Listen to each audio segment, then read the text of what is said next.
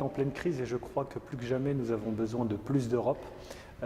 Pour renforcer la santé de l'Europe, je pense qu'il y a une réflexion à mener, qui a déjà été menée, c'est celle d'aller vers plus de fédéralisme, concentrer un peu plus les efforts, canaliser les actions, et donc ça pose la question de la souveraineté, du leadership européen. Il faut que les peuples aient confiance et aient l'audace de transférer leur souveraineté à un collectif qui puisse gouverner, piloter, orienter l'Union européenne et son destin. Moi, je fais partie de ceux qui pensent que l'Union européenne est une chance et j'espère qu'un jour, de mon vivant, je pourrai voir cette États-Unis européenne. Ah, bien évidemment, on est loin du modèle et on sera loin du modèle copier-coller des États-Unis d'Amérique,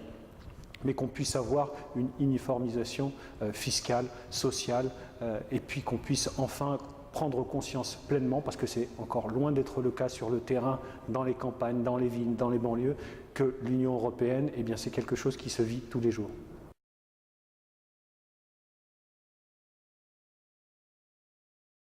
Ce programme permet au moins de mettre en connexion l'avenir, puisque ce sont des jeunes, ce sont ceux qui normalement doivent construire l'avenir, ce sont ceux qui seront peut-être demain à des postes de responsabilité. Il est intéressant, dans le cadre de ce programme, déjà de rencontrer d'autres jeunes décideurs dans le domaine économique, politique, associatif, d'autres pays.